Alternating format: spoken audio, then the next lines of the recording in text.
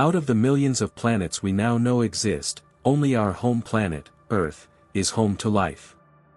There are some locations that you wouldn't think could support any type of life, but they do, some sort of persistent, obstinate life form.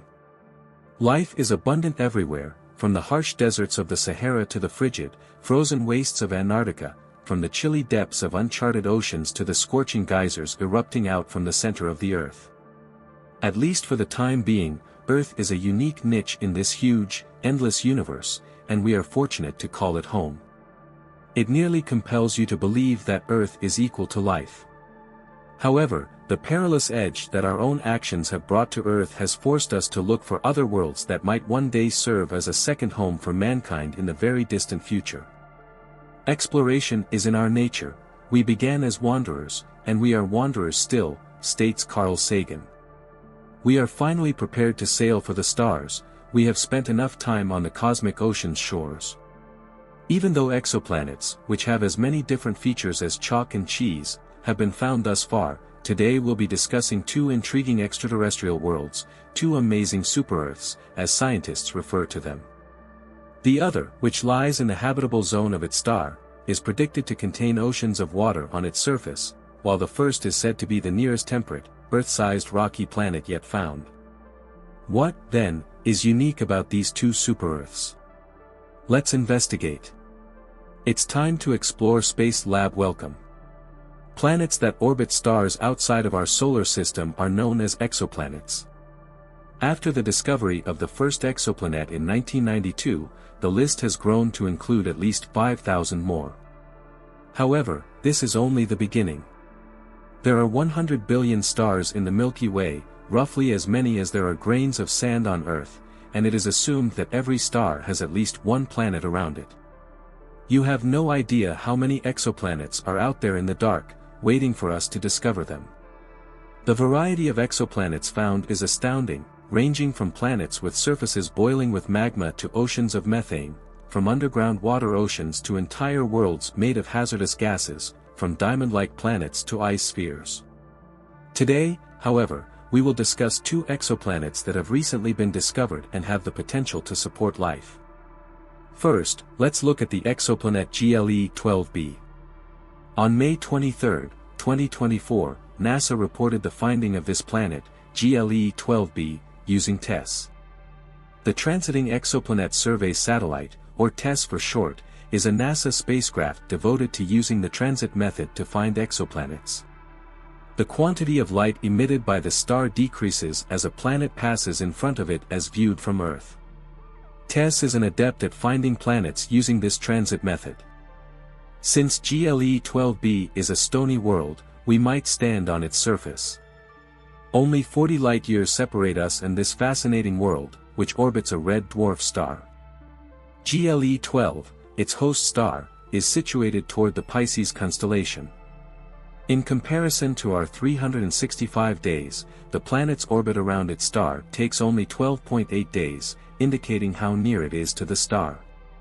Planets that are more massive than Earth but significantly less massive than Neptune are referred to as super-Earths since their masses are 3.9 times that of Earth. The host red dwarf star is cooler and smaller than our Sun. Its surface temperature is about 60% that of the Sun, while its size is only 27% that of the Sun. Slightly inside the habitable zone, this planet revolves around its parent star. This planet is in between Earth and Venus in size. Venus is referred to as Earth's twin because of how much it resembles Earth in size. This planet is actually being referred to by scientists as an exovenus.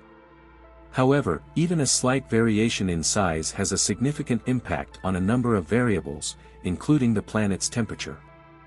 NASA intends to use the James Webb Space Telescope to further investigate this fascinating planet. Even though we still don't fully understand this universe, what we do know about it makes it incredibly alluring to us. The first is that the planet is rocky. The second is that it is around the same size as Earth. Third, we can study it thoroughly with the help of strong workhorses like the JWST because it is so close to us.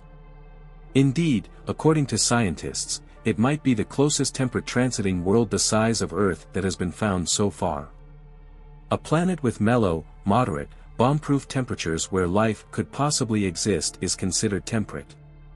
Scientists have developed three distinct theories because it is still unclear whether this planet has an atmosphere. It has a thick, Venus-like atmosphere, it has a thin atmosphere, and it has no atmosphere at all. The planet's temperature would be about 42 degrees Celsius if we assumed it had no atmosphere. Its temperature would be higher than this if it had an atmosphere, since heat would be trapped there. Investigating such worlds is crucial to advancing our knowledge of the wide range of atmospheres that planets can have and how those affect their evolution, making them more or less habitable. Let's now discuss K2-18b, the second super-Earth.